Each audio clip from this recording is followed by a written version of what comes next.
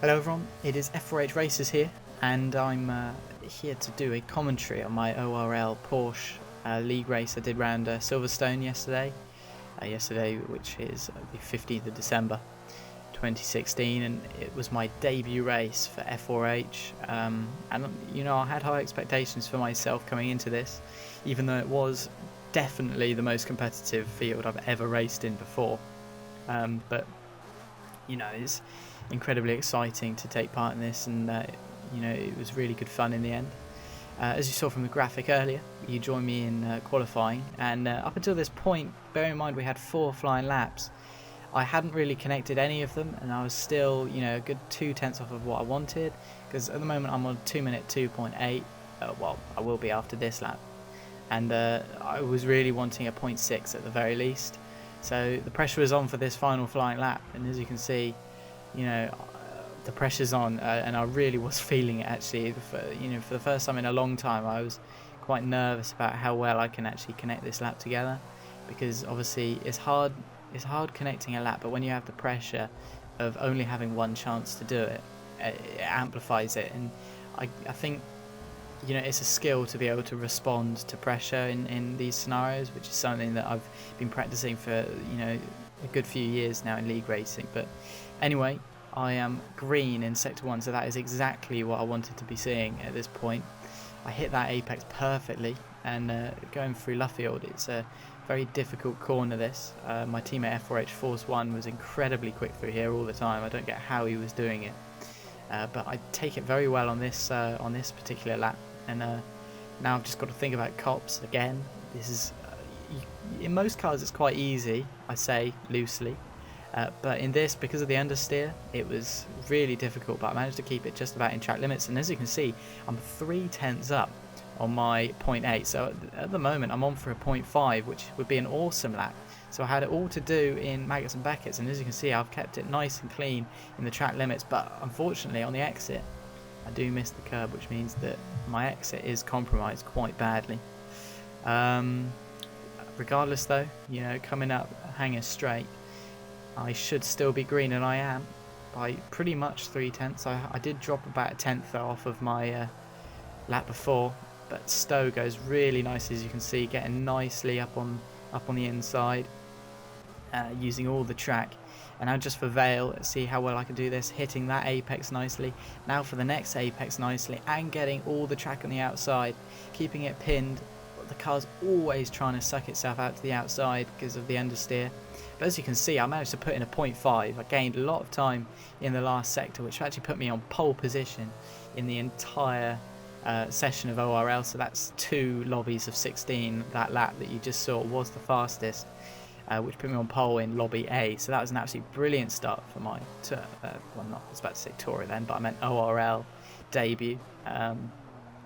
And yeah, what more could I want? Anyway, let's move on to the race and see how well I get on in that as well.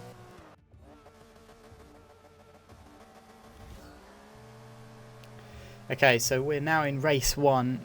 This is not the start of the race, you'll be assured to know. As the way that this works is that this is a formation lap run manually so that everyone can get in order. And then we will go around and then line up also manually on the grid to begin the race. So this is a brand new thing for me. It was very exciting, you know, when I first got to do this, but at the same time there's an added pressure, because now I have to worry about actually starting at the right point. I had to ensure that, you know, if I was using clutch, I'd need to make sure that I didn't stall, because that would be rather embarrassing and it would pretty much ruin my race straight from the off. You now join me sat on the grid, and we are going to be heading off when the timer at the top right hits 3 minutes 30. And we've now hit that, and I get a lightning start. I actually reacted incredibly well to the lights. As you can see, ForceOne didn't get quite as good of a start, and he's actually been jumped by Eggy, who's now in second. But you know, I did exactly what I needed to do. I got a brilliant start, and now I can just think about running my own race and not worrying too much about any pressure from behind.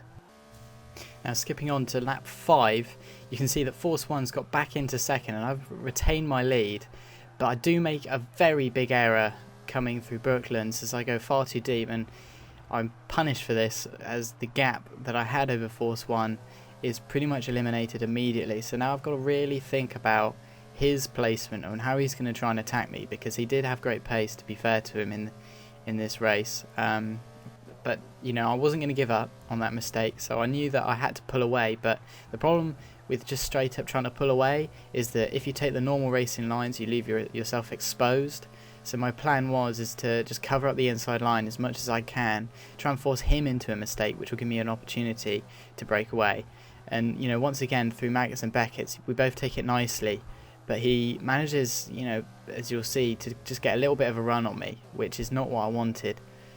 So I stick it right up on the inside line, you know, so there's absolutely nothing he can do unless he wants to try and go for a mad move around the outside, and he doesn't back out of that inside line right until to the end of that hanger straight. So I'm able to just retain the line. I compromise in the exit slightly, but it doesn't matter too much, as then I'm set up to be defending perfectly into Vale as well. He's actually hitting me nearly through this section, but I managed to keep my cool and not be phased by this. This was actually one of my strong points in Forza RC and what led to the success I had in that. But you know, even with that mistake, as you can see from the lap time, a 2 minute 3.1 would be fast enough, I think, for about 4th on the grid, which, well, 4th or 5th on the grid. So it does show how much pace we currently have, even in the race. But I'm, you know, as you can see, I'm not being given an easy time at all by ForceOne, so I'm having to keep my wits about me and make sure that I don't offer him any easy chances to overtake. Once again, skipping later on lap 6 into the Maggotts-Beckett's complex, and the gap between me and ForceOne has remained pretty much identical, like to the foot. As you can see, it's a 20-foot gap between us here, so I try and go as defensive as possible, once again not giving him any chance of getting past. And I managed to do that successfully, still hitting the apex pretty much on the inside and getting a pretty decent exit. You know, as you can see by the feet distance between us, is still identical, which you know, proves that I'm doing a good job of holding him up, basically. But you know, he's really close. But this is one controversial moment here, as you can see. Right about now, he's going to suddenly drop off, and he pulls off over to the side. And unfortunately for him, I think my car had a lag spike or something. As you can see, he's retired.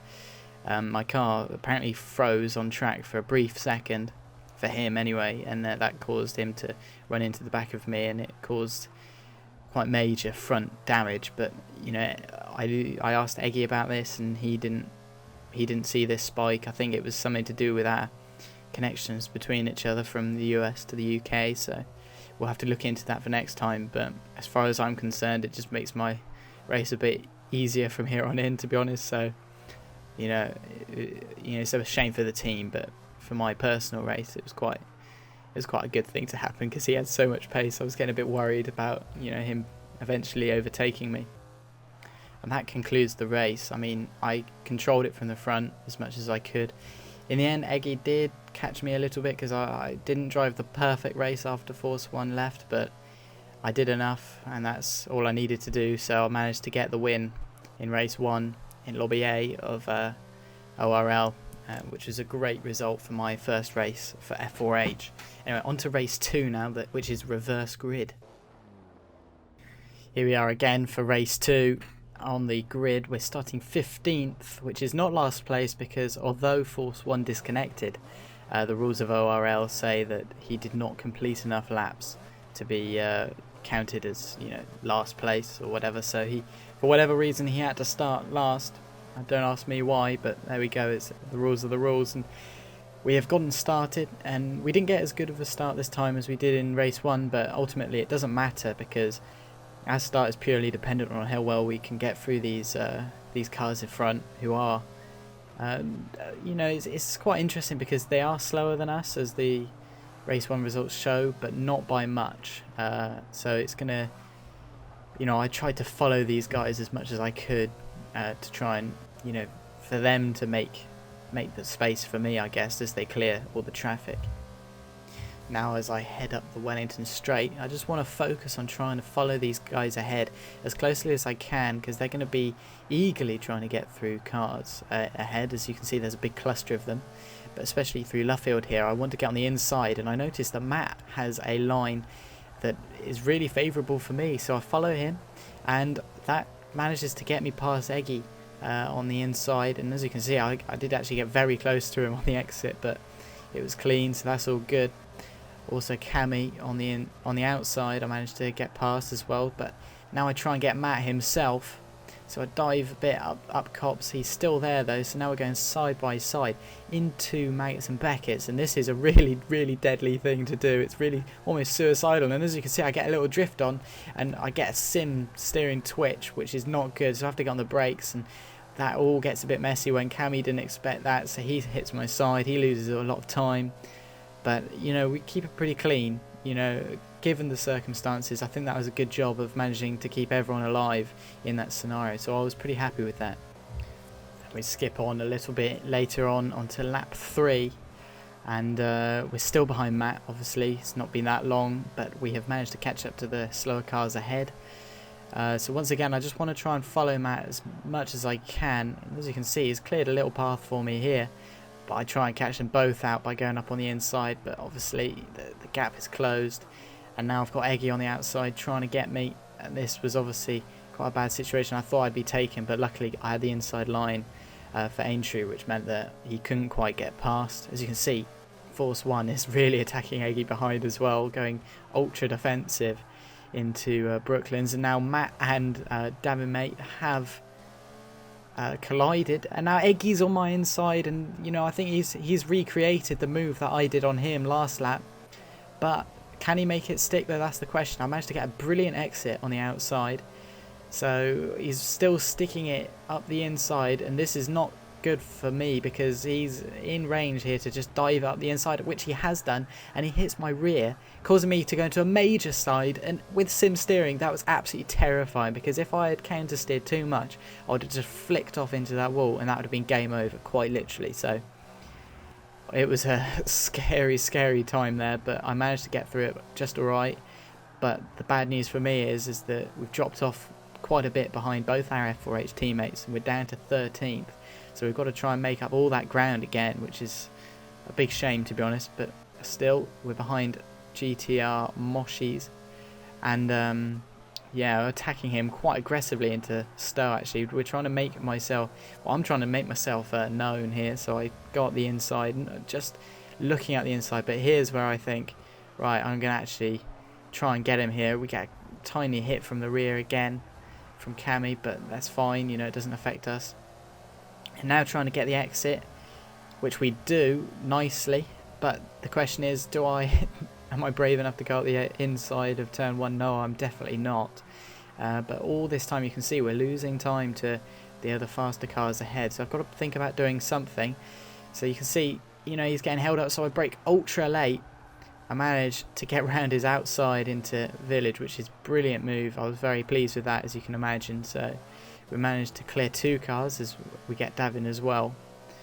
So now we are simply following the other 2 cars, our F4H teammates, through the field, and they're going ultra defensive once again. We've got Tiski on the inside, who I will attempt to pass around the outside, but that is an unrealistic you know, move to make on that corner. So we tried the outside of Luffield as well, but he pushes us out slightly and then gets a major slide, which means that we can just sweep around the outside very easily indeed. And now we can really just focus on hot lapping to try and get up to ForceOne and Eggy again.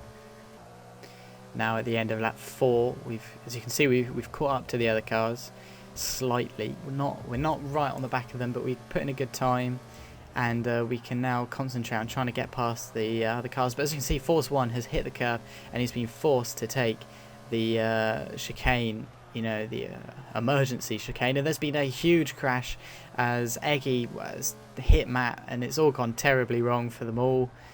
But it's good news for me, because now I'm up to 7th, and I've managed to keep out of all of that, and now I can just concentrate on catching TX3 Wizard ahead, who is an incredibly fast driver. Bear in mind, he's made the elite stages of Forza RC repetitively, so it's not going to be an easy task. You join me on lap 5 now, the end of lap 5 that is, as I am having a go at GTR Classic down the inside. And into this second part of Vale, I'm trying to get the switch back, which I pretty much successfully do, because I now have the inside on Club, and I run him out wide a little bit. He's off the track, but he retains the position anyway, but I am able to get him into turn 1 if I brake late, which I do. And Wizard has made a mistake similar to that of ForceOne's, but just slightly less major. So I managed to get around his outside, and now I'm focusing on Riptide ahead, who's in 4th position. Bear in mind, this is a brilliant run because we've come from 15th on the grid. So this is exciting stuff. But there's been a huge crash here as well. And now I'm up into P3 behind Super GT. And what a race this is turning out to be. But, oh, no, that is not what I had in mind. That's gone so wrong. So wrong, and that is it. That's my race. I hit a curb, spin out, and then I disconnect at that point. So what can you do, you know? So thank you very much, everyone, seriously, for watching. If you've got this far, I have massive respect for you. Be sure to follow me on Twitter at F4H Racerz. Links will be in the description below and everything. But seriously, thank you very much for watching, and if you like it, please leave a like rating, and I'll be sure to do another one in the future. Cheers, everyone. See ya.